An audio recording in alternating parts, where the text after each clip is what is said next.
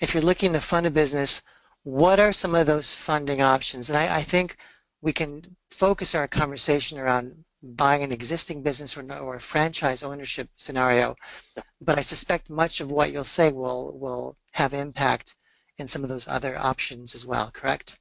Yeah, we're very blessed now. There is a fair amount of money out there in terms of capital available. Again, you have to have money, and generally speaking, in many cases, good credit. But the idea is that there's all different types of sources. For example, there's traditional loans, there's SBA financing, there's a lot of SBA money out there that you can utilize. There is now an avenue where if you're comfortable with it, you can actually leverage your retirement dollars in a way in which there's no penalties, where your retirement dollars actually invest in your business. Like it's investing in stocks and bonds, it actually invests in your business. You're an employee of your retirement account. Two, utilizing equity in your house. I mean, a lot of people now have a ton of equity in their house, and a home equity line is 4%. That's pretty cheap money, right? So many different avenues, friends and family, things like that. But there are many different options as you look at becoming an entrepreneur, buying a business, starting a franchise. There's many different avenues. Mm-hmm. Is there, on average, an investment that we're looking at, irrespective of the option we choose? In dollars and cents, what does it cost to get started? Yeah, it depends. When we talk about franchise businesses, generally speaking, you need about $75,000 liquid capital to get started. Liquid capital, loosely defined, it could be cash, stocks, bonds, equity in your home that you tap, retirement dollars. But generally speaking, you need about $75,000 in good credit.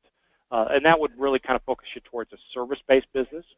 If you were looking at a retail facility business where it's in a strip mall and you're converting the facility over, generally speaking, you need a minimum of about $100,000 liquid.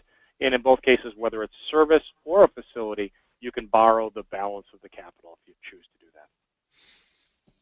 And I knew I would get this question when I asked the previous one, but is there a period after the initial investment where you should expect to break even or turn a profit? I know that's a very big, broad question. Is there a way for you to answer it? Yeah, that's a great question. And people ask me that because that's the big thing, right? And the deal is that nobody can, at least in my industry, they can't say, okay, if you invest in this business, you are going to break even in 6 months or 12 months or 18 months or whatever it may be, and this is how much money you're going to make.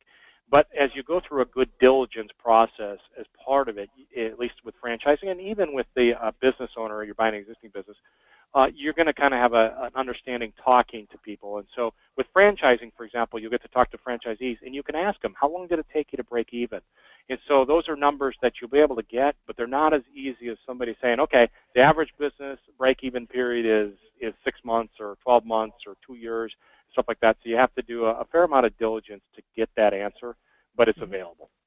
So am I interpreting your answer right, Pete, that if you are assessing the feasibility of your venture, that should factor into your thinking? In other words, do your research, understand what the cash flow and profit of the current business owner is, if in fact that's what you're doing as an option, and figure all that out before you actually take out money, right?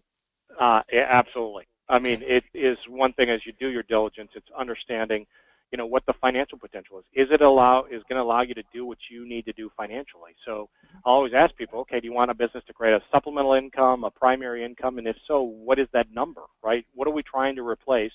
And then it's understanding the business, can it do that?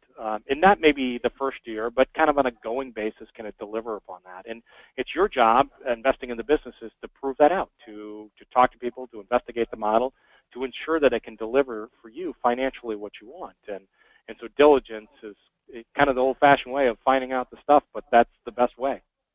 So dialing back for a moment to the financing options, Pete, can you recap for us what government loans are available when, say, you're buying a small business or investing in a franchise? Yeah, so really the key thing is the SBA financing, and really it's not the government loaning you the money. It's government basically guaranteeing or kind of covering the loan if something happens. So it's a little bit more expensive money, but bottom line is that financial institutions doing SBA, they're kind of backed by the government. And so people kind of consider them government loans, but they're actually loans, but they're backed by the government.